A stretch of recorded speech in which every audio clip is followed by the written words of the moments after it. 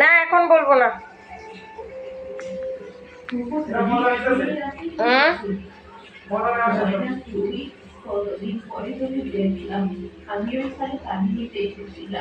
আমি তো তারপরেই থাকি। সুভা মারা যাওয়ার পরে তোমাকে কত খুঁজেছি, এতদিন কেন আমাদের সাথে দেখা করতে পারে না?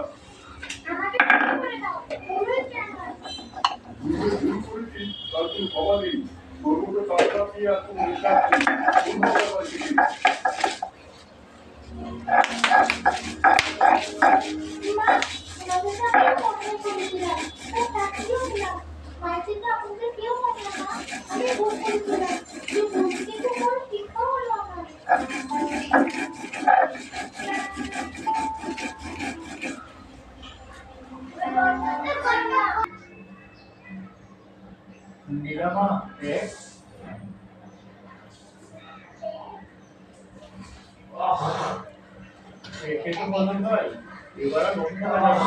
বৃষ্টির পরিমাণ দিন দিন বেড়েই যাচ্ছে। কিছুদিনের মধ্যে প্রচন্ড বন্যা হবে, আর বন্যা হলে আমাদেরকে অবশ্যই কোনো একটা আশ্রয় নিতে হবে। কি বলতে হবে, আমাদের পরিবেশের বৃষ্টির কারণে আমাদের ফসলের অনেক ক্ষতি হয়ে গেছে। এখন যদি এরকম বৃষ্টি হতে থাকে আর বন্যা হয়, তাহলে যেটুকু অবশিষ্ট ফসল আছে সেটুকু শেষ হয়ে যাবে। তারপর সারা বছর আমাদের না খেয়ে থাকতে হবে।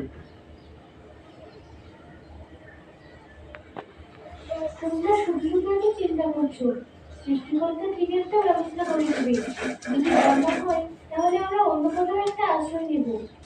কিন্তু কোথায় আশ্রয় নেওয়া যায় বলতো? সব জায়গাতে বন্যার পানি হবে, সরকার আশ্রয় কেন্দ্রে আমাদের জায়গা হবে না। সেখানে তো বড় লোকদের বাস, গরিবদের পৃথিবীতে কোথাও আসলে জায়গা নেই। আমি বলেছি কত ভাই, চলো আমরা কি একটা বড় সাহেবের সাথে কথা বলে আসি। তিনি নিশ্চয়ই একটা সিদ্ধান্ত দিবেন, আমাদেরকে আশ্রয় কেন্দ্রে একটা নির্দিষ্ট জায়গাতে থাকতে দিবেন।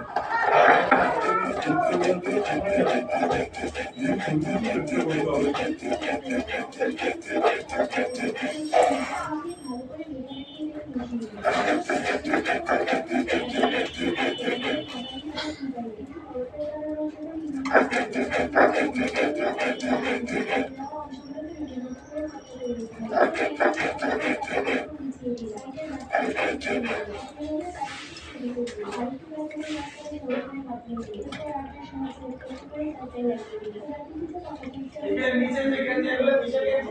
ওগুলো হাঁড়ি পাতিল ধোয়ার, এগুলো একটু হুইলতে ভিজে রেখো দুটোটা। ওই হাঁড়ি পাতিল ধরার লুজ নেই, এক চামচ পাউডার দিয়ে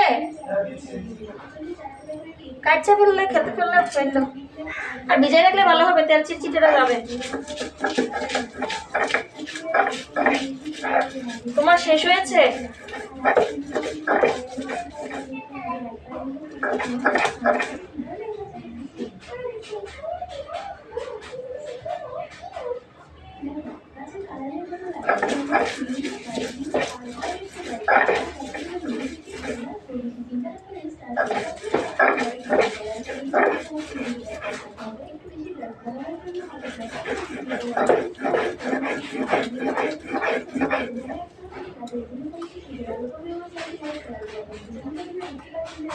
তোমরা কার্টুন দেখো না ইব্রাহিম, ফাতেমা?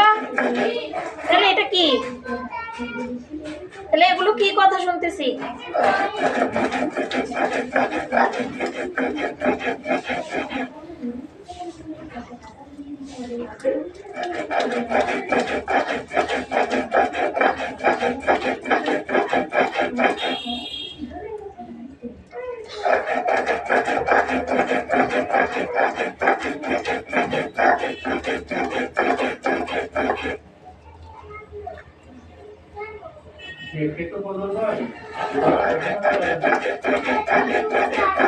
আমি কার্টুন শুনতেছি জোনায়েদ।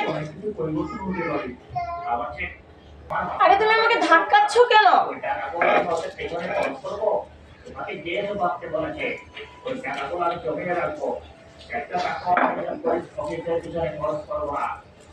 আপনি কিন্তু মহা পাপ করছেন, মনে রাখবেন সৃষ্টিকর্তা আপনাকে পাপের শাস্তি দেবে। এমন এক পরিস্থিতি আসবে এই টাকাগুলো রাখার জায়গা আপনি পাবেন না।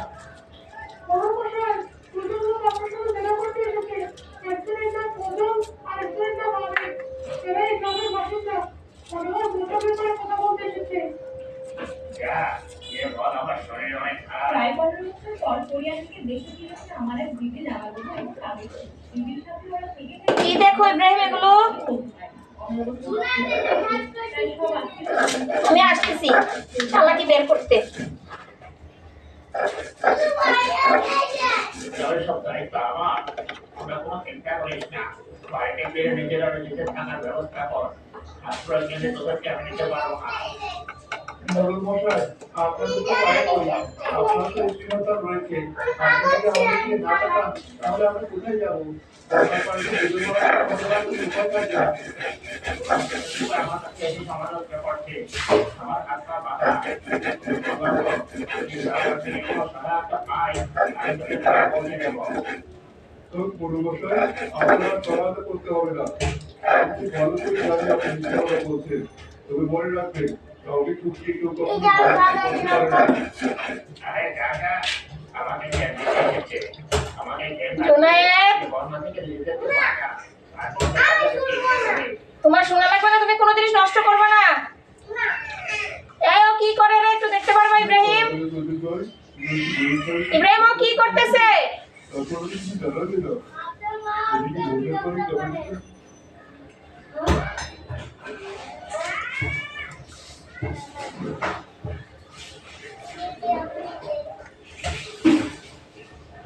এদিকে বন্যার পানি জমে ঢুকে পড়েছে। আমাদের খুব দ্রুত একটা ব্যবস্থা নিতে হবে। ডাক্তার মশাই, বড় সাহেবের সাথে কথা বলতে গিয়েছিলাম, কিন্তু তিনি আমাদের বয়সের আশ্রয় নিয়ে যাওয়ার দরিদ্রের কোনো জায়গা নেই। কেবলমাত্র তাদের পয়সা আছে যেখানে তারা থাকতে পারবে। আর তিনি এটাও জানিয়েছেন, সরকারের কাছ থেকে তিনি এখনো কোনো সাহায্য সহযোগিতা পাননি।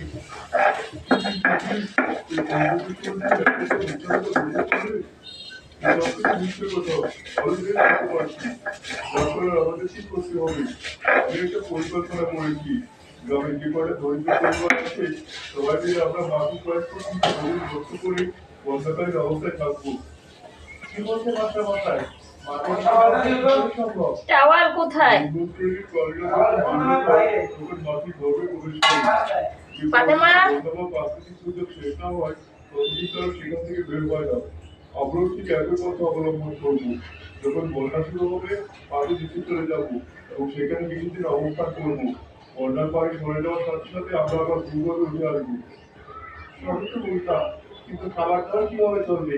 ঘরে ছোট ছোট বাচ্চা আছে। তাছাড়া আমার মাও অসুস্থ, তার অনেক বয়স হয়েছে। একজন মানুষকে নিয়ে মাটি দিতে কিভাবে থাকবো? সবকিছু ব্যবস্থা মাটি দিতেই করতে হবে। প্রয়োজনীয় খাদ্য ও পানি নিয়ে আমরা মাটি দিতে চলে যাবো।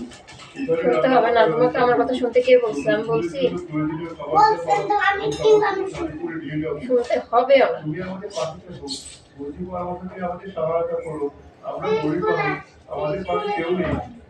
আর দেরি করা যাবে না। আপনারা যে যার বাড়িতে ফিরে যান এবং আপনাদের জোনায়েব, দুষ্টামি করিও না।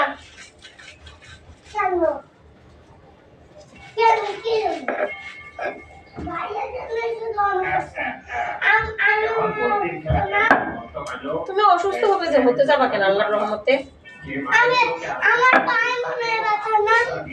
কি জন্য পায়ে ব্যথা?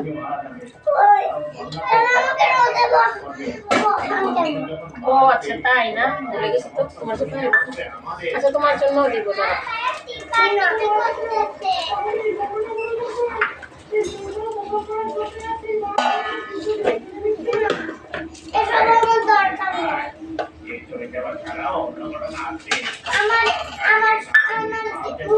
আমাকে মোবাইল দিতে হবে। আমাকে শুধু মোবাইল দিতে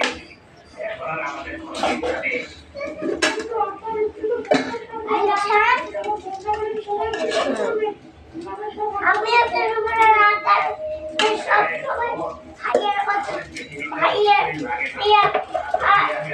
ভাইয়ের দুঃখের কথা নেই, কারণ আমার দুঃখের কথা না আমার দুঃখের কথা বুঝি নাই কি হয়েছে। ভাইয়ের বিষয় নিয়ে শুধু কথা, আমার না আমার শুধু আমার। আমরা একটা সমাধান বের করেছি। তোমার জন্য খিচুড়ি রান্না করছি তো। না খিচুড়ি তোমার তো খিচুড়িই পছন্দ, হলুদ হলুদ খিচুড়ি।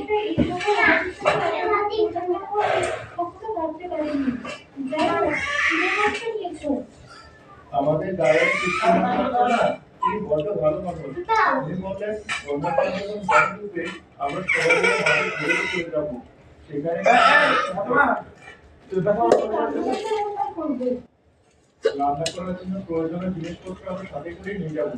বলা তো যায় না এই ভয়াবহ বন্যাটি কতদিন চলবে। যে কদিন বন্যা থাকবে সে কদিন আমরা বাড়ি নিচ থেকে বের হবো না। আগামীকাল সকাল থেকে আমরা মাটি করা কাজ শুরু করবো। সেই সময় মাস্টার আমাদের সাথে ছিল। রান্নাঘর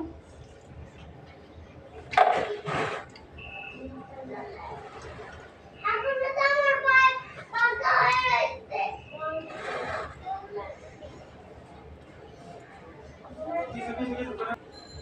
ভেঙে তো বদল হয়, এবার আর বসে থাকা যাবে না। বৃষ্টির পরিমাণ দিন দিন বেড়েই যাচ্ছে। অফিসারকে আমাকে বেশি পাঠিয়েছে, কালু আমাকে চায় না। এই ভয়াবহ বন্যা কি কতদিন চলবে? যে কদিন বন্যা থাকবে সে কদিন আমরা মাটি নিচ থেকে বের হবো না। আগামীকাল সকাল থেকে আমরা মাটি করার কাজ শুরু করবো। সেই সময় মাস্টার আমাদের সাথে ছিল। রান্নাঘরে বুঝলাম না কোথায় পেতাম আর কি হবে না।